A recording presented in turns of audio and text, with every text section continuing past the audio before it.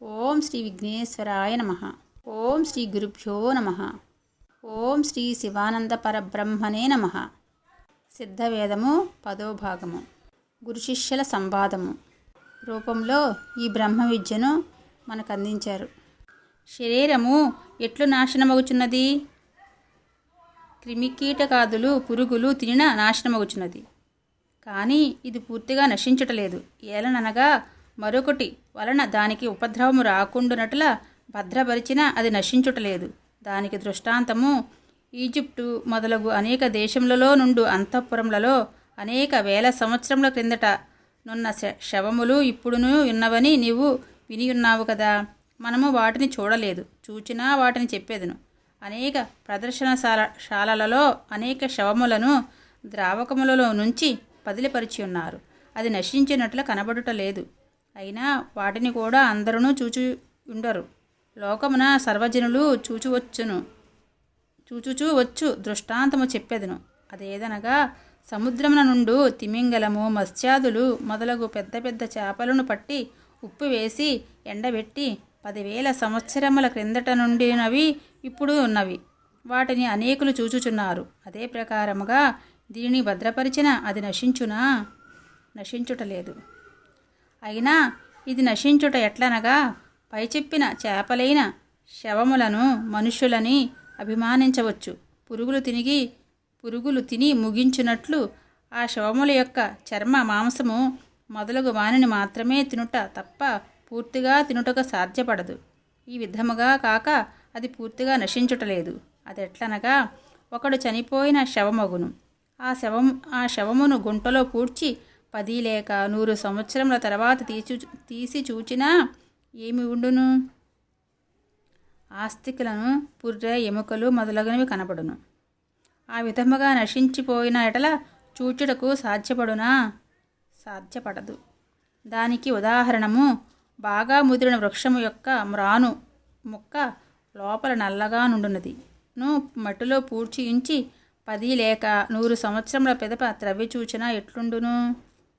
ఆ మ్రాను ముక్క లోపల నల్లని భాగము మాత్రము మిగిలి ఉండును.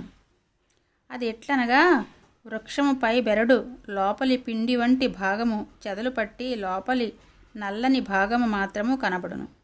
ఈ ప్రకారముగానే ఒక శవమును పై చెప్పిన మ్రాను ముక్క వలె గోతులో నుంచి పూడ్చిన క్రిమి కీటకాదులగు పురుగులు ఆ శవమునందలి చర్మము కండ తిని దాని యొక్క ఆధారమైన అస్థికులను పుర్రె ఎముకలను కనబడును. చర్మము కండతో సృష్టి లేదు. దానికి అస్థి భారమైన పుర్రె ఎముకలు నశించుటలేదు. అదియును గాక నిప్పులో నుంచి కాల్చినను పూర్తిగా నశించుటలేదు. ఎందువలననగా పటకారుతో ఆ నిప్పు నుండి ఎముకలను ఏరుదురు. వానిని గంగలో గాని రామేశ్వరము సేతువులో గాని కలుపటయో లేక భూమిలో దాచియుంచుటయో చేయుదురు. ఇది అంతయు చూచినప్పుడు ఆలోచించినప్పుడు జడము నాశనమగుటయో పూర్తిగా నశింపచేయుటకో సాధ్యము కాదని తెలియచున్నది. ఈ జడము నశించిపోవును అనుటయే గాని యథార్థముగా దీనిలో నుండి ఏది నశించిపోచున్నదని ఆలోచించటలేదు. కాబట్టి చనిపోయినప్పుడు దీనిలో నుండి పోయినదేది? జీవశక్తి అయిన వాయువు. దీనిలో నుండి జీవశక్తి నశించిపోయిన సమయమున దీనికి ఏమని పేరు? శవమని పేరు. ఇది వరకు దానికేమని పేరు? శరీరమని పేరు. కనుక ఎప్పుడు శరీరమనియును ఎప్పుడు శవమని పేరు? జీవశక్తి అయుండు వాయువు ఉన్నంత వరకు శరీరమనియు అది లేనప్పుడు శవమనియు పేరు. గురుగారు, ఇందువలననే జీవశక్తి అయుండు వాయువును శరీరమని చెప్పవలను. అటువంటి శరీరమయుండు వాయువు ఈ జడమున స్థితి చేయు వరకు దీనికి శరీరమనియును. అది ఎప్పుడు ఈ జడము నుండి నాశనమగుచున్నదో అప్పుడు శవమనియు చెప్పుట. అది ఎలాగనగా ఒక అరటిపండును తెచ్చి ఉంచినా దానికి ఏమని పేరు చెప్పుచున్నారు? అరటిపండనియే. అటువంటి అరటిపండును ఒలిచి వేసి పండును తినినా పిదప ఏది మిగులుచున్నది? తోలు. అట్లయినా దానికి ఏమని చెప్పుట? తోలనియే. అట్లు చెప్పుటకు కారణమేమి? దానిలో సత్తువ లేనందున. దాని యందు సత్తువ ఉన్నప్పుడు దానికి పేరేమి? పండని. దాని యందు సత్తువ ఉన్నప్పుడు దానికి పండనియు, సత్తువ లేనప్పుడు దానికి తోలనియు చెప్పుచున్నారు.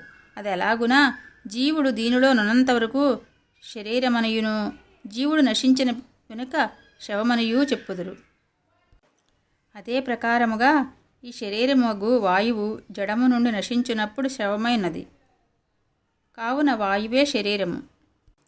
అదియును కాక శరీరము ఉన్నప్పుడు ఆహారము తినుటకు, చేష్టలను చేయుటకు, చూచుటకు, వినుటకు, తెలుసుకునుటకు, కదలటకు మొదలగు వాటిని సాధ్యము కాదు. ఈ జడము అనునదే శరీరమనగా చనిపోయినప్పుడును మీరు ఈ జడమును చూచుచున్నారు కదా. అవును, చూచుచున్నాము.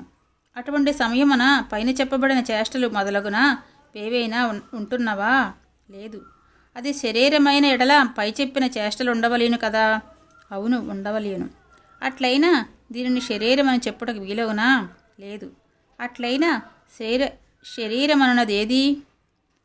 జీవశక్తి అయిన వాయువేనని స్పష్టమవుచున్నది అని శిష్య సమాధానం. అట్లయినా జీవశక్తి అయ్యుండు వాయువే ఈ జడము నుండి తరిగి తరిగి నశించుచున్నది. అదెట్లనగా ఓటజలము ప్రవహించులాగన పంచేంద్రియములని చెప్పబడు 5 ద్వారముల గుండా కరిగి కరిగి బయట వెళ్ళి క్షయించి, అనగా తగ్గి తగ్గి క్షీణించి నుండి నశించి లేకుండా పోచున్నది. ఆ ప్రకారముగా నశించుపో వస్తువేది? జీవశక్తి అయిన వాయువని సమాధానం శిష్య. గురువుగారు అడుగుతున్నారు. దానినే శరీరమనియును దేహిమనియును చెప్పుట అదియును గాక, ఒకని మోకాలు రక్తవాతముచే వాచిపోయినా ఆ కాలును అతడు కదిలించుటకు వీలుపడదు. కారణమేమి? ఆ మోకాలునందు రక్తము గట్టిపడుట వలన జీవశక్తి అయిన వాయువు యొక్క సంచారమునకు అడ్డంకు వచ్చుట వలన. గురువుగారు చెప్తున్నారు. ఆ తర్వాత పక్షవాతము వచ్చుట వలన చేతులు కాళ్ళు పడిపోయినా వారి కాళ్ళు చేతులకు శక్తి గాని గిల్లిన బాధ గాని ఉండునా? అదియును కాక ఆ కాళ్ళు చేతులను తనంతట తానే కదుపుటకు సాధ్యపడదు. అదెందువలన? జీవశక్తి అయిన వాయువు యొక్క గతాగతము లేనందున. అప్పుడు క్షీణించినదేది? జీవశక్తి అయిన వాయువు. ఆ జీవశక్తి అయిన వాయువే దేహము. దేహమనగా దహింపబడినది అని అర్థము. అట్లు దహించినది జీవశక్తి అయిన వాయువే.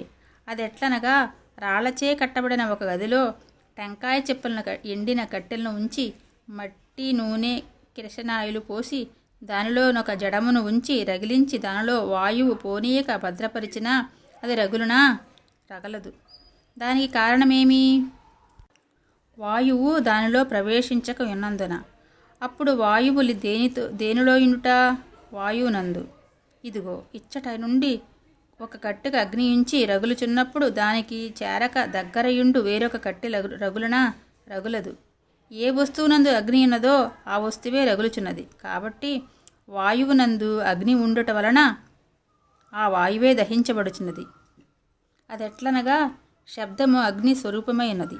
ఆ శబ్దరూపముగా జీవశక్తి అయిన వాయువు దహించి నశించిపోవును. కావున దానికి దేహమని చెప్పుట. అందువలననే అరవమునందు కత్తాదే అరవకని చెప్పుట. అదియును కాక మలబారునందు కొన్ని స్థలములందు ఏడ్చుటను కాలుగా అనియు చెప్పుదురు. అట్లు చెప్పుడు కారణము కత్తునందుం కాలునదుం అరచుటయును ఏడ్చుటయును అగ్నియే ఉన్నది. అందువలన అగ్నిస్వరూపమైన శబ్దరూపముగా జీవశక్తి అయ్యున్న వాయువు నశించిపోవట వలన వాయువు దేహము అని చెప్పుట. కాబట్టి ఈ జీవశక్తి అయిన వాయువే ఈశ్వరుడు. ఆ ఈశ్వరుడే సృష్టి, స్థితి, సంహారాదులను చేయుట. అదియును కాక మనను సృష్టించినది ఆ జీవశక్తి అయిన వాయువే.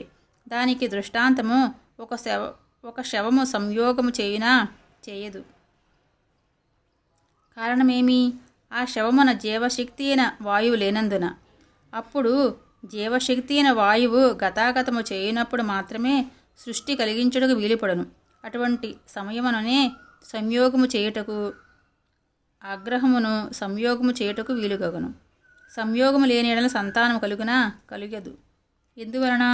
సంయోగము లేనందువల్ల. అట్లయినా సంయోగము చేయుటకు ఏమి కావలేను?